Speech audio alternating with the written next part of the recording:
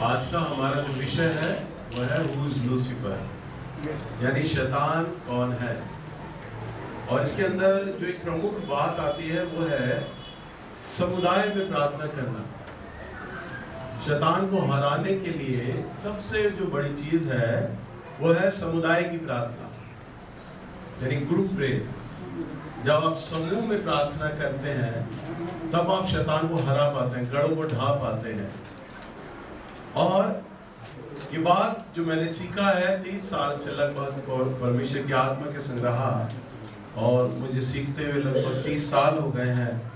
और मैंने जाना है कि वास्तव में जब हम ग्रुप में प्रार्थना करते हैं, और कई प्रभु के अद्भुत दासों के विषय में मैंने जाना सीखा, जितने भी बड़े बड़े रिवाइवलिस्ट हैं जो जागृति लेकर इस संसार में आए और देशों, प्रांतों, शहरों को उन्होंने प्रभु के लिए जीता, तो उसकी जो मुख्य चाबी थी वो ये चाबी थी कि उन्होंने ग्रुप में प्रार्थना की, यानी समुदाय में प्रार्थना करी। एक अभिषिक्त जन चाहे कितना भी अधिक सामर्थ्य क्यों ना हो, कितना प्रभावशाली क्यों ना हो, वह अकेला शैतान के गढ़ों को नहीं ढा सकता।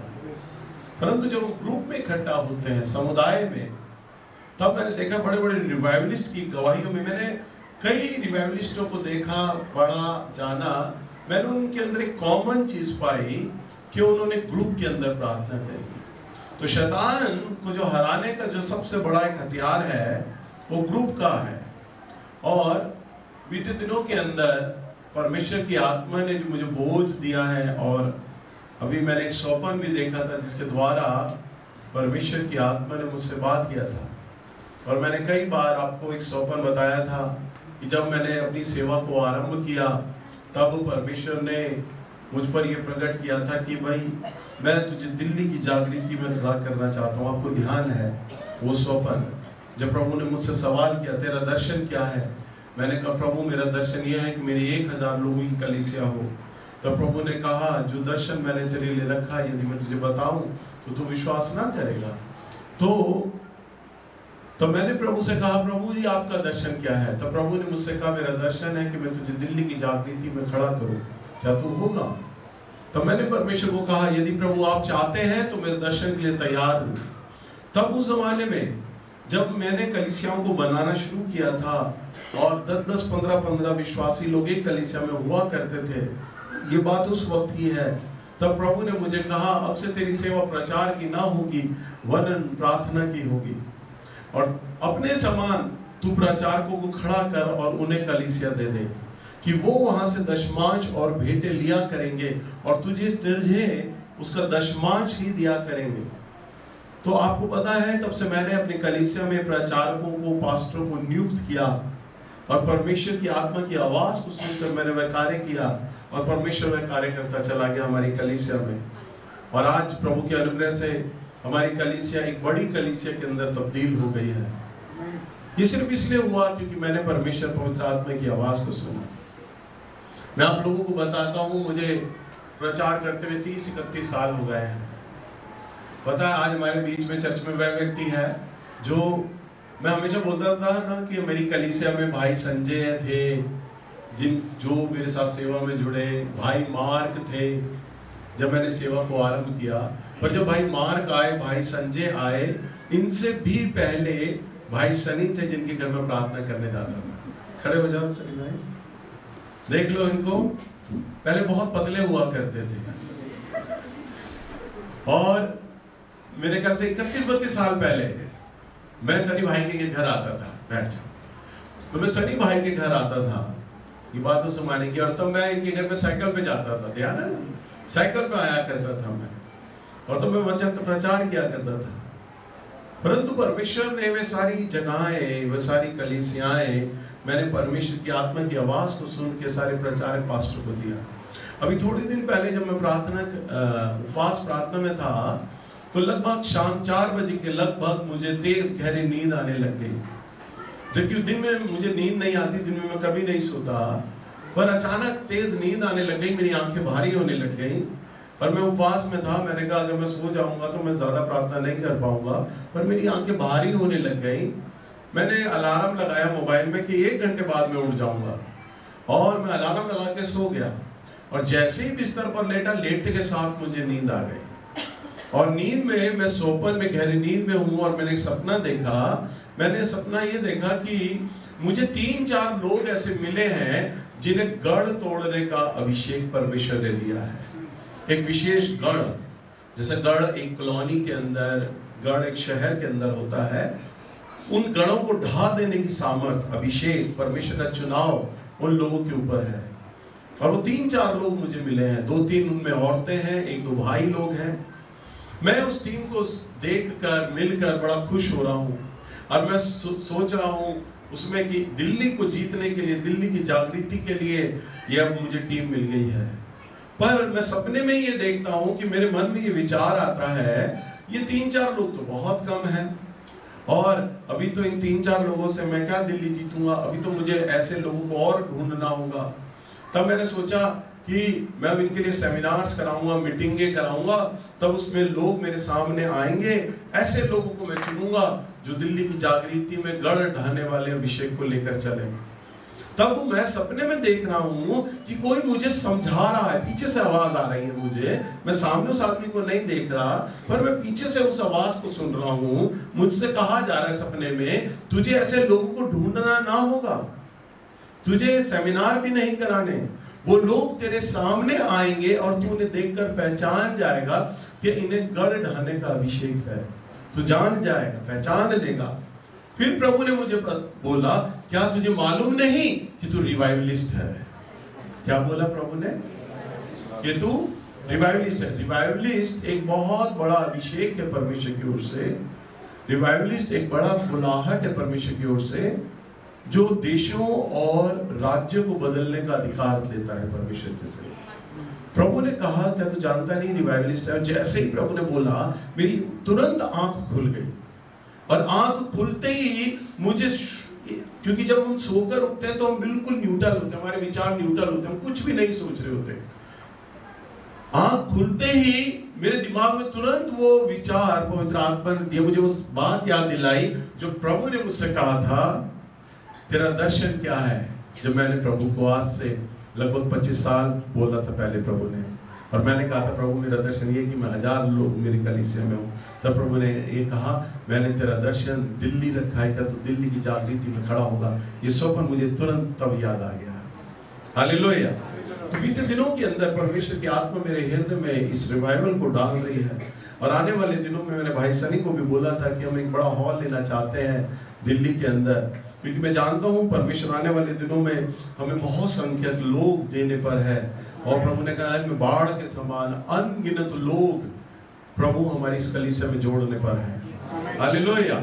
सो इस संदर्भ के अंदर मैं आपके सामने वचन रख रहा हूँ, शैतान जो हराया जाता है, क्योंकि आने वाले दिनों में मुझे आप सब लोगों के सहयोग की जरूरत है, आप सबकी प्रार्थनाओं की जरूरत है। और ना केवल आपकी, वरन दिल्ली में जो और पासवान लोग हैं, जो ईमानदार पासवान है, ईमानदार सेवक लोग हैं, ईमानदार कलीसियाएं हैं, उनकी भी हमें प्रार्थनाओं की आवश्यकता है।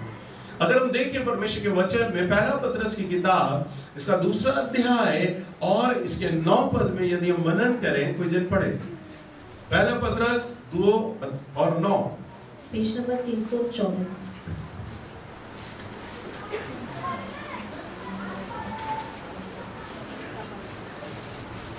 पर तुम एक चुना हुआ वंश और राजपदधारी याजकों का समाज और पवित्र लोग और परमेश्वर की निज प्रजा हो, इसीलिए कि जिसने तुम्हें अंधकार में से अपनी अद्भुत ज्योति में बुलाया है, उसके गुण प्रकट करो। बस क्या लिखा है?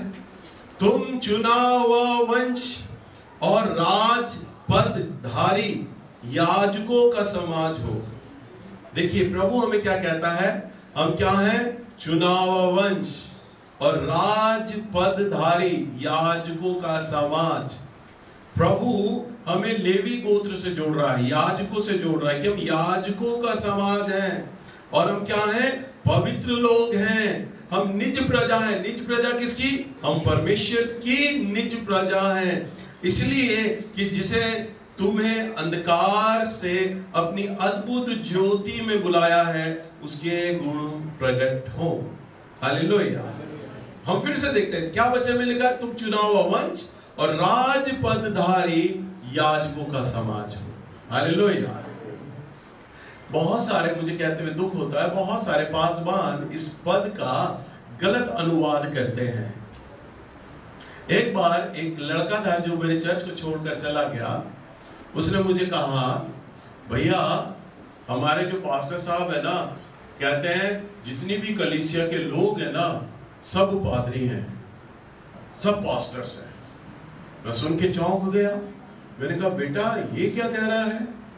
मैंने कहा तेरा पादरी ये सिखा रहा? हाँ भैया, मैं अब जिस चर्च में जा रहा हूँ ना, समझ लो वो यूनिवर्सिटी है। मुझे कहता नैस भाई आपको सुन के बुरा लगेगा, आपका जो चर्च है ना वो स्कूल है, हमें यूनिवर्सिटी में चला गया हूँ। और हमारे जो पासवान है वो ये सिखा रहे हैं कि सारी कलीसिया पादरी है। आप तो कहते हो पादरी एक बुलाहट होती है जो किसी किसी पे आती है। अरे भैया वो कह रहे हैं सारी कलीसिया पादरी हैं। मैंने कहा भला किया तूने मेरे स्कूल को छोड़ दिया और तूने यूनिवर्सिटी में एडमिशन ले लिया। मैंने कहा धन्य है तेरा पादरी और धन्य है तू, अच्छा तुम निकल गए मेरे यहाँ से। हालेलुया। अब हम सीखते हैं प्रभु का दास ये क्या कहना मांग रहा है, पवित्र आत्मा ने उसके हृदय में क्या बोला। वो लिखता है तुम चुना हुआ वंश हो, राजपदधारी याजकों का समाज हो। पिछली बार मैंने आपको याद होगा अभिषेक के ऊपर मैंने चर्चा की थी, अभिषेक का वचन सिखाया था मैंने, और अभिषेक के अंदर मैं याजकीय अभिषेक के विषय में आपसे बातचीत कर रहा था। यहाँ पर लिखने वाला ये नहीं बोल रहा याजक एक बुलाहट है, वो ये नहीं कह रहा है। जैसे वो लड़का मुझे कहता हमारे पादरी कहते हैं कि सारी कलीसिया पादरी है, यानी सारी कलीसिया पास्टर है। याजक एक बुलाहट नहीं वरन एक अभिषेक है। वह अभिषेक किसी पे भी आ सकता है। क्वायर के ऊपर अभिषेक होता है, गाने वालों पे अभिषेक होता है, प्रचारक पर अभिषेक होता है, भविष्यवक्ता पर अभिषेक होता है, पास्टर पर अभिषेक होता है, शिक्षक पर अभिषेक होता है, कलीसिया का अलग अभिषेक होता है। परंतु ये याजक है, बुलाहट नहीं वरन एक अभिषेक के विषय में बाइबल कहती है। और जो याजक का जो अभिषेक होता है ना, वो मसीह की देह में एकता के द्वारा प्रमाणित होता है। मसीह की देह की एकता। हालेलुया। क्या होता है? मसीह की देह की एकता। मैंने कई प्रभु के दासों से जब मैं बात करता हूं, प्रचारकों से बात करता हूं, ध्यान से सुनना मैं क्या कहने जा रहा हूं। वो बोलते हैं हमारी सेवा, उनका मानना ये होता है मेरी सेवा इतनी प्रभावशाली है, मेरी बुलाहट इतनी प्रभावशाली है, मुझे किसी से प्रार्थना कराने की जरूरत ही नहीं है। मेरा अभिषेक इतना गाढ़ा है, मुझे किसी से प्रार्थना कराने की जरूरत नहीं है। मैं क्यों किसी को अपना प्रेयर रिक्वेस्ट दूं?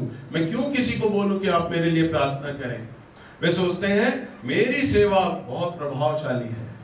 आज पूरे संसार में दिल्ली के अंदर कई पास्टर लोग आकर, फॉरेनर्स लोग आए, अभी भी आ रहे हैं, कई प्रचारक लोग प्रचार करते हैं कि दिल्ली की जागृति आए, दिल्ली की जागृति आए, दिल्ली में काम होना चाहिए। पर हर एक प्रचारक, चाहे वो फॉरेन से आए या दिल्ली का हो या लोकल हो, हर एक प्रचारक चाहता है कि प्रभु का काम तो हो पर मेरे बैनर के तले होना चाहिए, यानी मेरे झंडे के तले हो। हालेलुया। आप समझ रहे हैं ना? यानी मैं यदि ये विचार करूं कि दिल्ली में जागृति प्रभु आप लेकर तो आए, पर वर्ड इन एक्शन के द्वारा होना चाहिए।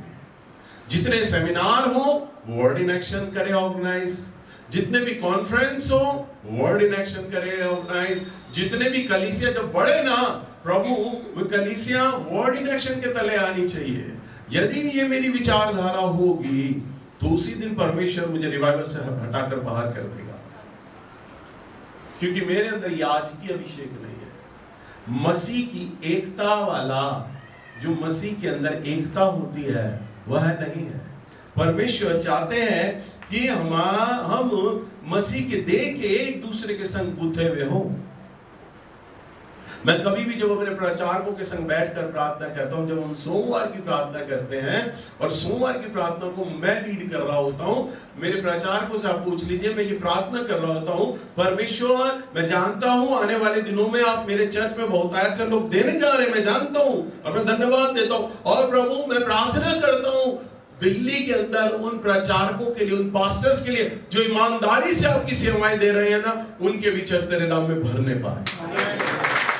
हम पूरे भारत के लिए प्रार्थना करते हैं, हम पूरे हर एक राज्य के लिए प्रार्थना करते हैं। प्रभु जहां पे भी तेरी सेवाएं ईमानदारी से हो रही हैं, जो भी तेरे पास्टर्स परमेश्वर ईमानदारी से आपका वचन प्रचार कर रहे हैं, जो केवल आपके नाम को महिमा देना चाहते हैं, आपके नाम को उठाना चाहते हैं, होने दे परमेश्वर, आप उन्हें भी बढ़ाइए, उन्हें भी उठाइए परमेश्वर।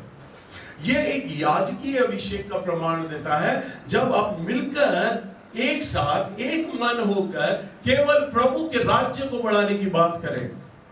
जब आप अपने व्यक्तिगत नाम को ना लेकर, किसी संस्था के नाम को ना लेकर, किसी चर्च के नाम को ना लेकर, जब आप सबके लिए विचार करते हैं, जब प्रभु मुझे दिल्ली की जागृति में खड़ा करेंगे, तो अभी ज्योति के साथ जब मैं वहां गया था साउथ एक्स लास्ट संडे, जब मैंने प्रचार किया, तो ज्योति ने भविष्यवाणी में बोला उस पास्टर के लिए कि भैया प्रभु बोल रहे हैं कि ये पास्टर आपके संग जागृति के संग जुड़ेंगे, सहयोगी होंगे।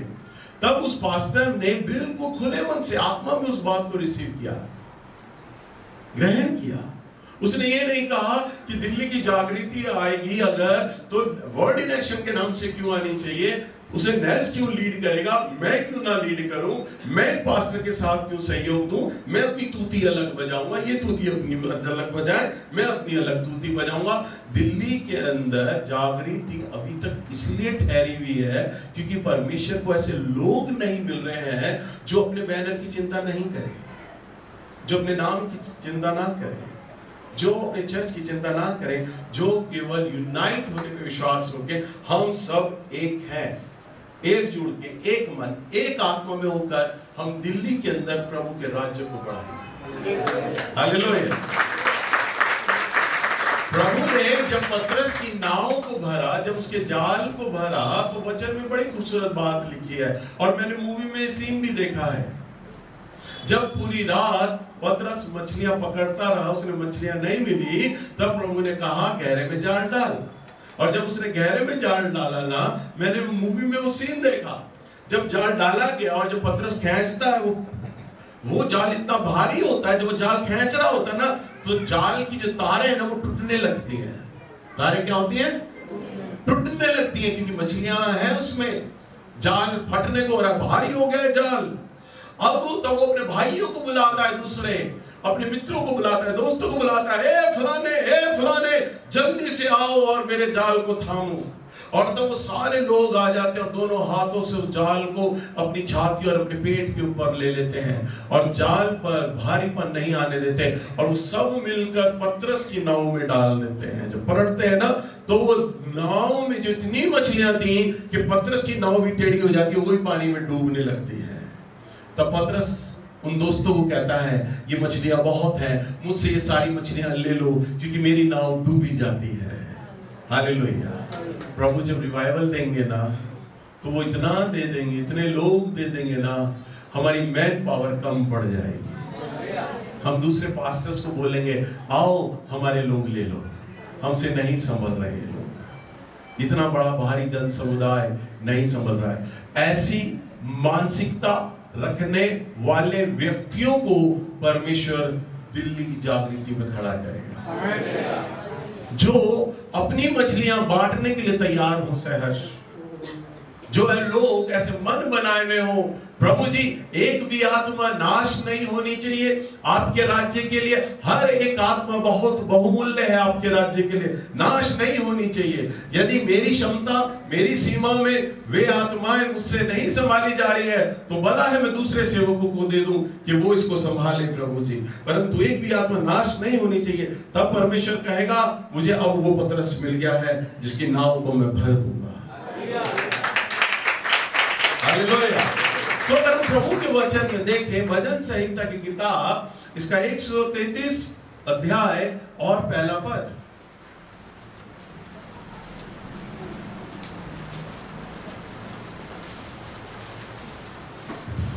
Page number 755।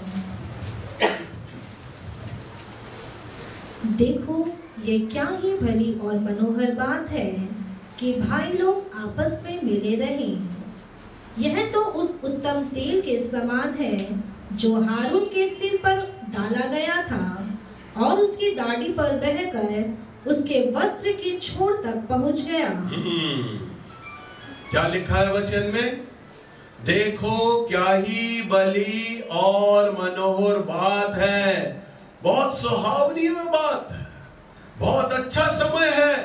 लिखने वाला लिख रहा है दाऊद और बोलता है भाई लोग आपस में मिले रहे। क्या मिले रहे? भाई लोग आपस में मिले रहे। देखिए, एकता यूनिटी ग्रुप। वो कहता है भाई लोग आपस में मिले रहे। आज कई सेमिनार्स में, कई कॉन्फ्रेंस में सारे पास्टर्स लोग एक मंच पे आ जाते हैं और इसी पद को बोलते हैं, हे प्रभु तेरा कलाम कहता है क्या ही भली मनोहर बात है। परंतु यदि देखा जाए तो वे सारे पास्टर के मन सबसे अलग हैं, छिते हैं, फटे हैं। कि हर एक व्यक्ति, हर एक, मैं दोष नहीं लगा रहा, परंतु मैं सच्चाई बताने का प्रयास कर रहा हूं। परंतु परमेश्वर चाहता है तुम आपस में मिले रहो, तुम आपस में। दूसरे पद में लिखा है ये तो उस उत्तम तेल के समान है जो हारून के सिर पर से डाला गया था। हारून कौन? याजक, लेवी गोत्र याजक। यहां पर लिखा है वह याजक था और याजक के सिर पे वह तेल डाला। तेल किसको दर्शाता है? उस अभिषेक को जो उसके दाढ़ी और बहकर उसके वस्त्र तक के छोर तक बह गया। यहां पे हम इस प्रकाशन को भूल जाते हैं। यह हारून शब्द क्यों लिखा था? हारून तो एक याजक था और याजक, अभी हम पढ़ रहे थे, तुम याजकीय समाज के हो। हालेलुया। तुम चुना हुआ वंश हो, तुम याजकीय पदधारी लोग हो। तो यहां पर हारून याजक है, तो याजकीय अभिषेक को धारण किए हुए है। और जो याजकीय अभिषेक को धारण किए हुए ना, लिखने वाला दाऊद पहले उससे एक बात पहले लिखता है और कहता है क्या ही भली मनोहर बात है कि भाई लोग आपस में मिले रहे। ये याजक का अभिषेक तब आपके ऊपर आएगा जब तुम एक दूसरे के संग मिले रहोगे। प्रभु की दृष्टि में समय काउंट नहीं होता। एक पासवान, एक विश्वासी, मेरा दास 5 साल पुराना है, 10 साल पुराना है या 30 साल पुराना है मेरी सेवा में, वो ये याद नहीं करता। परमेश्वर कहता है किसमें वो एबिलिटी है, किसमें वो योग्यता है, किसमें वो गुण है, किसमें वो प्यास है जो दूसरे से मिला रहता है, जो टीम वर्क में होकर चल रहा है मेरे राज्य को बढ़ाने के लिए। क्या ही भली मनोहर बात है भाई लोग आपस में मिले रहे। लिखता है ये तो उस उत्तम तेल के समान है जो हारून के सिर पर डाला गया। यानी इतना तेल डाला गया कि उसका चेहरा भीग गया, दाढ़ी भीग गई और वस्त्र का छोर भी बह गया। यानी कि तेल से पूरा नहा लिया, वो स्नान हो गया एक याजक का। हालेलुया। पवित्र आत्मा जो दाऊद को प्रकाशन दे रहे हैं ना, वो ये दे रहे हैं कि जिस समय तुम यूनाइट हो जाते हो, जुड़ जाते हो परमेश्वर के दर्शन में, एक मत, एक मन, एक विचार हो जाते हो, तो मैं उनके लिए वो करूंगा जो वो चाहते हैं। यदि हम देखें जब परमेश्वर ने पहली बार पवित्र आत्मा को प्रेरितों के काम की किताब में हम देखते हैं पेंटिकोस्ट के दिन जब उतारा था, लिखा 120 लोग थे। प्रभु यीशु मसीह ने कहा देखो यरूशलेम को मत छोड़ना जब तक तुम पवित्र आत्मा का दान ना पा लो। और वो प्रतीक्षा कर रहे थे, कोठरी में बंद थे। लिखा है एक मन थे 120 लोग और वो एक जगह इकट्ठा था। पूरा ग्रुप प्रार्थना कर रहा है, 120 लोग। और क्या हुआ जब पवित्र आत्मा आया, हम सब ने कई बार पढ़ा है, वो जगह जहां वो बैठे थे कांप गया, मानो भूकंप आ गया हो, आकाश खुल गया और आग किसी जीवे फटती हुई उतर आई और उन सब पर आ ठहरे। फिर वही पतरस जो डरपोक था, जिसने प्रभु यीशु मसीह के नाम का इनकार कर दिया, अब वही पतरस साहसी हो गया। वही चेले जो डरपोक थे, जो क्रूस के समय प्रभु को त्याग कर चले गए, जब वो आपस में जुड़े ना, जब उनके ऊपर याजक का अभिषेक आ गया, तब लिखा है चेले जहां जहां गए यरूशलेम हिल गया। चेले जहां जहां गए यरूशलेम कांप गया। लिखा चेले जहां जहां गए भूडोल हुआ और इतने आश्चर्य कर्म हुए चेलों के द्वारा जितने प्रभु यीशु मसीह ने भी नहीं किए थे। हालेलुया। क्या एक बड़ी मनोरम बात है जब भाई लोग आपस में मिले रहे। वचन में लिखा है पहली सदी की कलीसिया एक मन एक मत एक विचार की थी और वो अपना सब कुछ प्रेरितों के चरणों में रख दिया करती थी और उनमें बड़ा अनुग्रह और बड़ी सामर्थ के द्वारा वे प्रचार करते थे और उनमें कोई दरिद्र ना था। बड़ा अनुग्रह था, बड़ी सामर्थ के द्वारा प्रचार हो रहा था और में कोई गरीब भी नहीं था। बांट रहे थे, बेच रहे थे, फिर भी लिखा है गरीब नहीं था कोई भी। हालेलुया। यह है यूनिटी की ताकत। अगर हम प्रभु के वचन में देखें दूसरा कुरिन्थियों की किताब इसका 10 अध्याय और इसका 3 पद।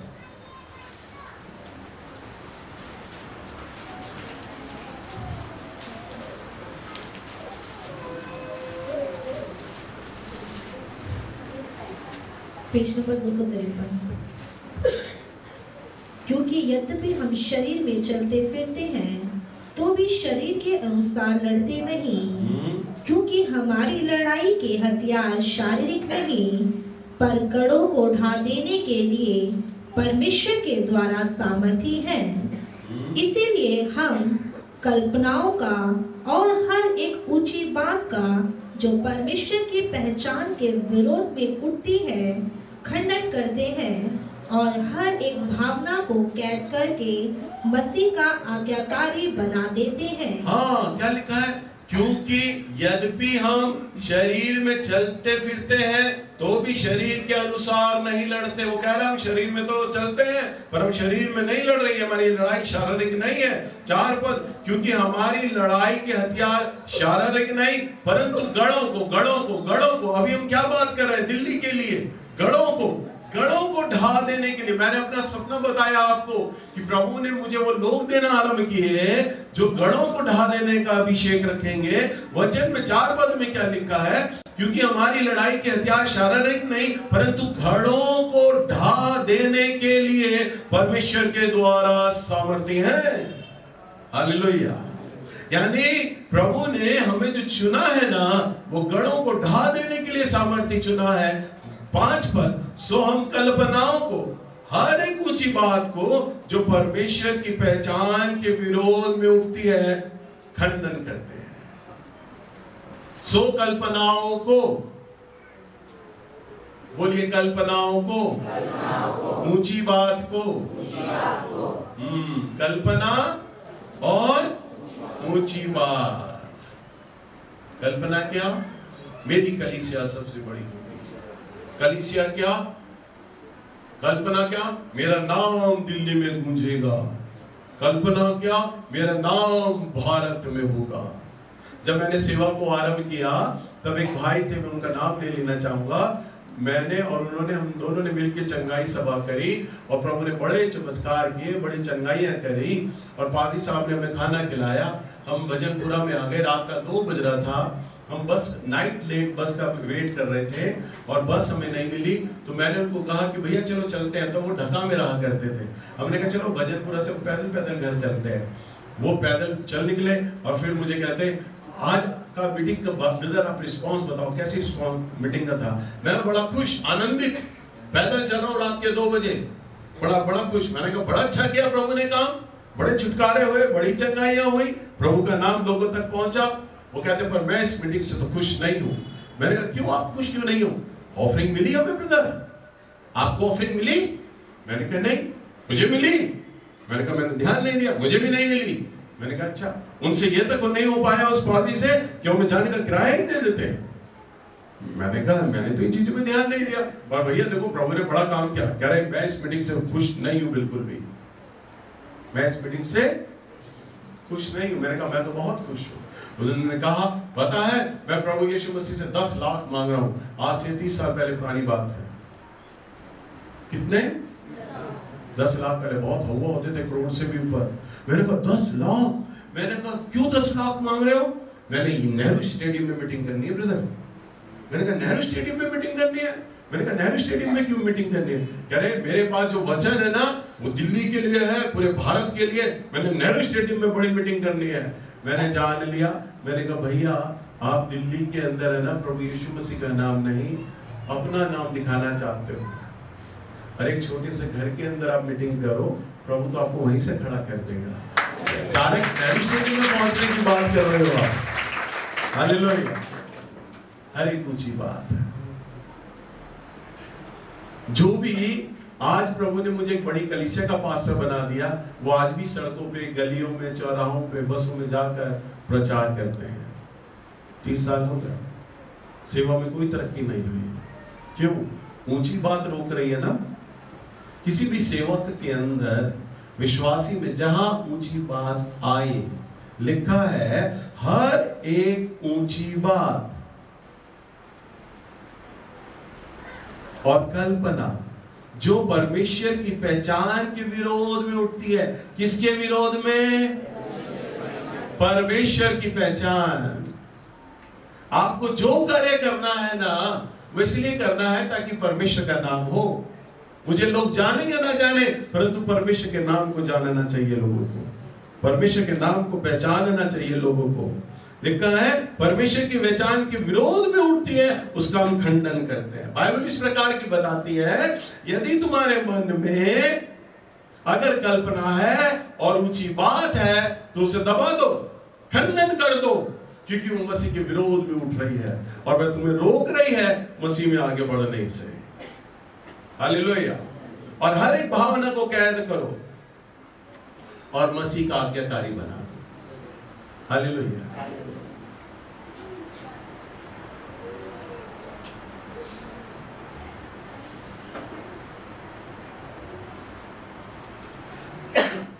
मसीह का क्या करो? आज्ञाकारी बना। प्रभु के एक बहुत बड़े दास हैं रेनाल्ड बॉन्के। मैंने उनकी पुस्तक को पढ़ा था और परमेश्वर ने उन्हें साउथ अफ्रीका के लिए स्वप्न दिखलाया। सुनिए, जैसे मैं दिल्ली के बारे में बता रहा हूं ना, हो सकता है मेरी कलीसिया में भी अभी विश्वास ना करें लोग, या मैं एक बात पास्टर्स लोगों के सामने रखूं तो वो विश्वास ना करें। ऐसे रेनाल्ड बॉन्के को प्रभु ने शुरुआती दिनों में जब उन्होंने सेवा आरंभ करी, उन्होंने स्वप्न देखा कि साउथ अफ्रीका प्रभु के लहू से धुल रहा है। और जब साउथ अफ्रीका का उन्होंने वो दर्शन देखा, तब प्रभु की आत्मा की अगुवाई ली उन्होंने, मुझे क्या करना चाहिए प्रभु? उन्होंने कहा तो अफ्रीका में जगह जगह जाकर चंगाइयां सभा कर, और तब से वो चंगाई सभा को करने लग गए। उन्होंने अपने ट्रक खरीद लिए, साउंड सिस्टम खरीदा, अपना खुद का टेंट लिया, जहां भी वो ग्राउंड में देखते वीकली प्रेयर मीटिंग करना शुरू कर दिया उन्होंने, चंगाई सभा। उन्होंने लिखा मैंने सारा पैसा लगाया परमेश्वर की आत्मा की आवाज को सुनकर, पर भीड़ नहीं आ रही, लोग नहीं आ रहे। उन्होंने प्रभु के आगे रखा, क्या प्रभु आपने रिवाइवल के लिए मुझे चुना है, जागृति के लिए चुना भी है या नहीं? लोग तो आ नहीं रहे। मैंने इतना सारा पैसा खर्च कर दिया आपकी आवाज को सुनकर, पर लोग तो वचन सुनने आ नहीं रहे। तब परमेश्वर की आत्मा ने उन्हें बोला, सबसे पहले तू चरवाहों से अपना संबंध बना। जब तू चरवाहों से अपना संबंध बनाएगा तो चरवाहे तुझे अपनी भेड़ें दे देंगे उन्हें चराने के लिए। हालेलुया। तब उन्होंने पास्टरों से दोस्ती करना आरंभ करी, पास्टरों से मित्रता करी। जब पास्टर्स लोग रेनाल्ड से मिले, तब उनको विश्वास होने लग गया कि इसका जो दर्शन है, इसका जो वचन है ना, वो भेड़े चुराने का नहीं है। देखिए, ये दिल्ली या भारत की समस्या नहीं है भेड़े चुराना, ये वर्ल्ड वाइड है समस्या। कई पास्टर्स लोग भेड़ों को चुरा लेते हैं, यानी विश्वासियों को उस चर्च से तोड़कर अपने चर्च में ले आते हैं। हर पादरी को ये डर होता है कोई ऐसा प्रचारक ना आ जाए मेरे चर्च में जो मेरे चर्च को तोड़कर अपने चर्च में भर ले। हर पास्टर को डर होता है। तो रेनाल्ड के मन में पवित्र आत्मा ने डाला, तू पास्टरों से मिल कि वो तुझे भेड़े चराने को देंगे। जब रेनाल्ड बॉन्के ने सब पादरियों से मित्रता करी, सब पादरियों से मिलने लगे, एक यूनिटी बनाई और उन्होंने कहा पवित्र आत्मा ने मुझे दर्शन दिया है, साउथ अफ्रीका को बदलने के लिए मैं चाहता हूं आप सब लोगों का फाइनेंस, मैं चाहता हूं आप सब लोगों का हाथ पैरों का मेहनत, मैं चाहता हूं आप सब लोगों की प्रार्थनाएं, मैं चाहता हूं हम सब मिलकर परमेश्वर के राज्य के लिए बढ़े, ताकि हम सब लोगों के चर्चेस भरने पाए और साउथ अफ्रीका में जागृति आ जाए। और जब उनके विचार को, उनके मन को, उनके दर्शन को कई पासवानों ने सुना, वे सब उनके संग हो लिए। क्या ही भली मनोर बात है कि भाई लोग आपस में मिले रहे। प्रभु कभी भी अपने वचन का खंडन नहीं करते हैं। और जब रेनाल्ड बॉन्ग के साउथ अफ्रीका के पास्टरों से मिलने लगे, तब वे बताते, मेरी एक एक सभा में आपको यकीन नहीं होगा 50-50, 60-60 लाख लोग उनकी सभा में होते थे। वो बताते हैं जिस शहर में उनकी मीटिंग होती थी, उस शहर में ताले लग जाते थे। 80% कॉलोनियां, शहर खाली हो जाते थे कि रेनाल्ड बॉन्ग क्या आया इस शहर में, सब चले जाते थे। पूरी कॉलोनी, शहर सूना हो जाता था, सब के सब लोग शहर उस मीटिंग में आ जाते थे। आखिर में रेनाल्ड बॉन्ग के पास गवर्नमेंट के कई लोग आते हैं और वो बोलते हैं फलानी जगह पर मर्डर हुआ है, फलानी जगह पर चोरी हुई है, आप माइक पर से अनाउंस कर दो कि जो क्रिमिनल है उसके बारे में। तो रेनाल्ड बॉन्ग के बोलते थे, परसों रात एक मर्डर हुआ है, पुलिस ने हमें जानकारी दी है, जिसने मर्डर किया वो आके सरेंडर कर दे। तो जो आदमी मर्डरर होता था ना, जिसने खून किया है, वो आके मंच पे आके सरेंडर करता था, मुझे अरेस्ट कर लो। हालेलुया। ऐसी बेदारी आ गई कि क्रिमिनल लोग, अपराधी लोग मंच पर आ जाया करते थे और अपना गुनाह कबूल कर लिया करते थे। हमने हत्याएं की थी, हमने डकैतियां डाली थी, और वे मंच पे आके अपने आप को समर्पण कर दिया करते थे। हालेलुया। आप विचार करें, जागृति में वह सामर्थ है जब आप लोग आपस में मिलते हैं। क्या ही मनोहर बात है कि भाई लोग आपस में मिले रहे। हमारी कलीसिया में स्थानीय अगुवे आपके बीच में फास्टिंग प्रेयर करते हैं। आपके पास समय नहीं होता उस फास्टिंग प्रेयर में जा पाए आपको फास्टिंग प्रेयर बकवास लगती है। 2-4 गिने हुए चुने हुए लोग। मंडली की प्रार्थना होती तो 25-50 लोग, फास्टिंग प्रेयर में 4-5 लोग। अगर आप उस याजकीय अभिषेक में चलना चाहते हैं, बहाली के जीवन में चलना चाहते हैं, आप उस अभिषेक में बढ़ना चाहते हैं। कई लोग मेरे से सवाल करते हैं ना, भैया अभिषेक को बढ़ाने के लिए हम क्या करें? अरे अभिषेक को बढ़ाने के लिए वचन कहता है, क्या ही भली मनोहर बात है, तेरे सिर पे वो तेल डाला जाएगा जो तेरे सर से होता हुआ बहता हुआ तेरे चेहरे से तेरी दाढ़ी को भिगोता हुआ तेरे वस्त्र के छोर तक चला जाएगा। उस अभिषेक की बात परमेश्वर कर रहा है। तुम्हारी स्थानीय कलीसिया के विषय में उपवास प्रार्थना हो रही है और आप लोग इकट्ठा नहीं हो रहे। हमारे चर्च में हर महीने दिल्ली की जागृति और दूसरी चर्चों पे हम प्रार्थनाएं करते हैं। सिर्फ चुनिंदा लोग होते हैं नाइट प्रेयर में। अब से पूरी कलीसिया को अनाउंस किया जाएगा कि नाइट प्रेयर तब है, पर मैं चाहता हूं आप सभी लोग नाइट प्रेयर में शामिल हो। जिसको बोझ है पवित्र आत्मा का, जो यूनाइट होना चाहता है, एकजुट होना चाहता है, क्योंकि वचन में लिखा है हमने हर एक ऊंची बात का खंडन करना है, हर एक बात को ढा देना है, और हमने तो केवल मसीह के नाम को आगे लाना है ताकि मसीह का नाम आगे बढ़े। तभी तो वचन में लिखा है 4 पद में, 2 कुरिन्थियों 4 पद में, क्योंकि हमारी लड़ाई के हथियार शारीरिक नहीं परंतु गढ़ों को ढा देने के लिए परमेश्वर के द्वारा सामर्थ्य है। अगर आप ये विचार करें कि नैस भैया की प्रार्थना करने से हमारा चर्च भर जाएगा या दिल्ली में जागृति आ जाएगी, ना ना ना ना ना। धरती का कोई भी बड़ा से बड़ा सामर्थी दास अकेला नहीं कर सकता अभिषेक में आकर। प्रभु ने रेनाल्ड बॉन्गे को कहा तुझे याजकों से मिलना होगा। मुझे लगता है आने वाले दिनों में परमेश्वर शायद मुझे इसी तरह से बोले, क्योंकि मिलने की बात प्रभु कह रहे हैं। आप सब लोगों को इकट्ठा होना है नाइट प्रेयर में, कि आने वाले दिनों में जो परमेश्वर की आत्मा चाहती है कि हम जागृति के लिए खड़े हों। हमारे चर्च में एक बड़ी कलीसिया के बहाव को पवित्र आत्मा लाना चाहते हैं। जब आप सब मिलकर एक मन एक ये विचार हो के प्रार्थना करेंगे ना केवल हमारा चर्च वरन दिल्ली के वह चर्च भी जो प्रभु के वह दास लोग, वह संत लोग जो ईमानदारी से उसकी सेवाएं दे रहे हैं ना, उनके चर्च भी भरने पाएंगे। आप सबको जय मसीह। स्वर्गीय राजा, हम आपकी वेदी के पास आपके चरणों में आते हैं। हम आपको धन्यवाद दे रहे हैं प्रभु जी, आपके इन वचनों के लिए, इन प्रकाशनों के लिए जो आपकी आत्मा ने हमसे व्यक्तिगत बात किया है। पिता, हमारे मन को ऐसा बना ताकि वास्तव में हम एक मन के हो जाए। मेरी कलीसिया से जुड़े तमाम लोग प्रभु, तमाम विश्वासी एक मन के हो जाएं। पिता, होने दे। आप दिल्ली शहर की बात हमसे कर रहे हैं प्रभु जी। मैं चाहता हूं दिल्ली शहर में तमाम प्रचारक, तमाम पास्टर, चाहे वो किसी भी डिनोमिनेशन का हो, एक मंच पर आ जाए, एक मन में आ जाए और उनका एक ही बैनर हो, हमें यीशु को महिमा देनी है। प्रभु जी, उनका एक ही बैनर हो, हमें प्रभु यीशु के नाम को उठाना है। सो प्रभु जी, आप अनुग्रह करें, आने वाले दिनों में होने दें प्रभु, सनसनाहट को, उस आंधी को इस दिल्ली शहर में लेकर आए प्रभु जी। हाँ, ताकि हम आपकी उस दिल्ली की जागृति में हम सब मिलकर खड़े हों और आपके राज्य के लिए प्रभु जी उस अंधकार को प्रभु जी जीत लें। होने दे हम नर्क को लूट लें परमेश्वर तेरे नाम में और स्वर्ग को आबाद कर दें। धन्यवाद हो, धन्यवाद हो। हम इस प्रार्थना को अपने उद्धार करता मसीह यीशु आपके पवित्र और सामर्थी नाम में मांग लेते हैं। आमीन, आमीन, फिर आमीन।